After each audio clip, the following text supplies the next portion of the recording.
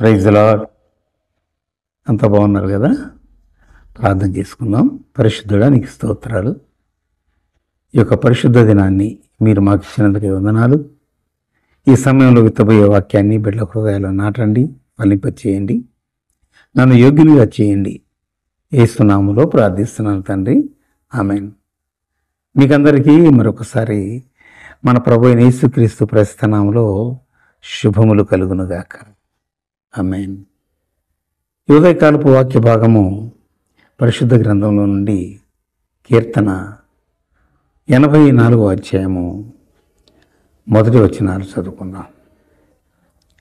సైన్యములకు అధిపతి యెహోవా, నీ నివాసములు ఎంత రమ్యములు! యెహోవా మందిరావరణమును చూడవలనని నా ప్రాణము ఎంతో ఆశపడుతున్నది, అది సొమ్మసిల్లుచున్నది.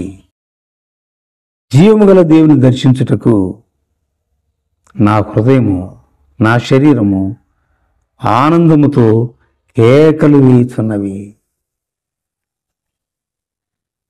నా హృదయము, నా శరీరము ఆనందముతో కేకలు వేయుచున్నవి. దేనికి?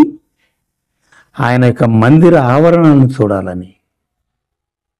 ఆయన మందిరం ఎలాంటిదట? ఆయన అందులో నివసిస్తాడు, అది రమ్యమైనదట. దేవుని బిడ్డలకు ఇలాగే ఉంటుంది, దేవుని మందిరం అన్నా ఆవరణాలన్నా కూడా. 10వ వచనం అంటాడు, నీ ఆవరణములో ఒక దినము గడుపుట 1000 దినముల కంటే శ్రేష్టము అంటాడు. చూసారండి? ఒక దినము గడుపుట 1000 దినముల కంటే శ్రేష్టము.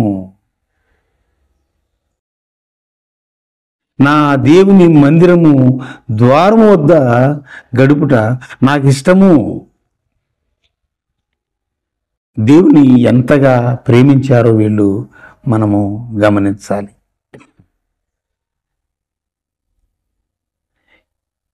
కీర్తనకారుడు అంటాడు 27వ అధ్యాయము 4వ వచనంలో, యెహోవా యొద్ద నేను ఒక వరం అడిగి తిని దాన్ని నేను వెదకుతున్నాను. ఏమిటంటే ఆయన యొక్క ప్రసన్నతను చూడాలని, ఆయన ఆలయంలో ధ్యానించాలని, నా జీవితకాలం అంతా ఆయన మందిరంలో నివసించాలని నా యొక్క ఆశ. కీర్తనకారుడి ఆశ దేవుని మందిరంలో ఉంటే ఏం జరుగుతుందట? ఆయన ప్రసన్నతను చూడగలము. ఆయన ధ్యానించడం ద్వారా మన జీవితాలు ఆశీర్వించబడతాయి. ఇలాంటి ఆశ వింటున్న నీకుందా? మందిరాన్ని ప్రేమించావా? మందిర ఆవరణలను ప్రేమిస్తున్నావా? మందిరానికి క్రమంగా వెళుతున్నావా? ఇది చాలా అవసరం దేవుని నమ్మిన బిడ్డలకు. 23వ కీర్తనలో ఏమన్నాడు? నేను బ్రతుకు దినములన్నీ కూడాను కృపాక్షేమాలు నా వెంట వస్తాయి. ఆయన మందిరంలో నేను నివసిస్తాను, అప్పుడు నాకు కృపాక్షేమాలు నా వెంట వస్తాయి. మన క్షేమంగా ఉండాలన్నా, దేవుని కృప కావాలన్నా, ఆయన సన్నిధి కావాలి. ఆయన సన్నిధిని మనం అనుభవించాలి. అది భక్తుని యొక్క సాక్ష్యము. మరి నీ సాక్ష్యం ఏంటో ఈ ఉదయకాలం తెలియజేయాలి. మా యొక్క ఉదయకాలపు ఆరాధన అయిపోయింది, మరి నీకు ప్రారంభమైందా?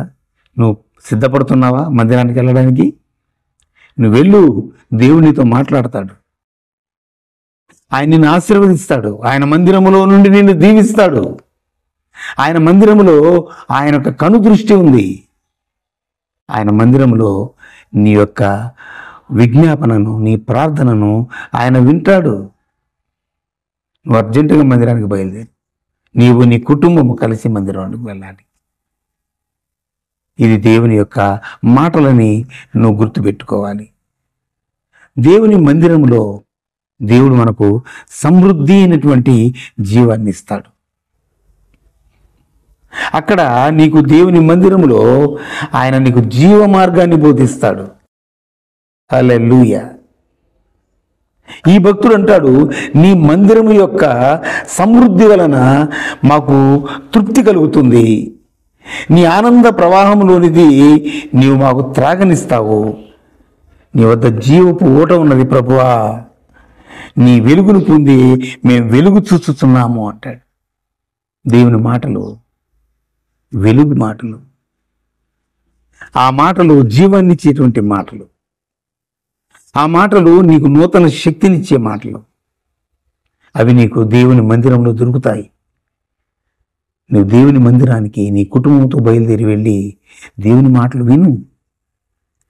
ఆ మాటలు నీ జీవితాన్ని మారుస్తాయి, నీ కుటుంబాన్ని మారుస్తాయి. నీ కుటుంబానికి శాంతిని, సమాధానాన్ని, క్షేమాన్ని ఇస్తాయి. మరెక్కడ దొరకవు. దేవుడు నీతో మాట్లాడడానికి సిద్ధంగా ఉన్నాడు. ఇప్పుడు మాట్లాడాడు, మరలా మాట్లాడబోతున్నాడు. నువ్వు దేవుని మందిరానికి వెళ్ళు. అవకాశం లేదా? దేవుని వాక్యం చదువు, దేవుడు నీతో మాట్లాడతాడు. కనుక దేవుని మందిరము మన జీవితాలని మార్చేది, మనల్ని ఆశీర్వించేది, మనల్ని బలపరిచేది. అందులో ప్రభువు ఉండి మనతో మాట్లాడతాడు. అటు కృప ప్రభువు మీకు అందరికీ దయచేయునుగాక. ఆమేన్. ప్రభువా, ఈ బిడ్డలను మీరు కనికరించండి, నీ మాటలతో తృప్తిపరచండి. నీ మందిరాన్ని ప్రేమించే బిడ్డలుగా, నీ యొక్క మందిర ఆవరణను ప్రేమించే బిడ్డలుగా సహాయం చేయండి. నీ మందిర ఆవరణంలో ఒక దినము గడుపుట 1000 దినముల కంటే శ్రేష్టమన్నావు ప్రభువా. అంతటి ఆశీర్వాదాన్ని నువ్వు దాచించావు. ఆశీర్వాదాలు బిడ్డలు పొందుకోవటం సహాయం చేయమని ఈ బిడ్డలందరినీ చేతులకు సమర్పిస్తూ యేసు నామములో ప్రార్థిస్తున్నాను తండ్రి. ఆమేన్. God bless you. Praise the lord.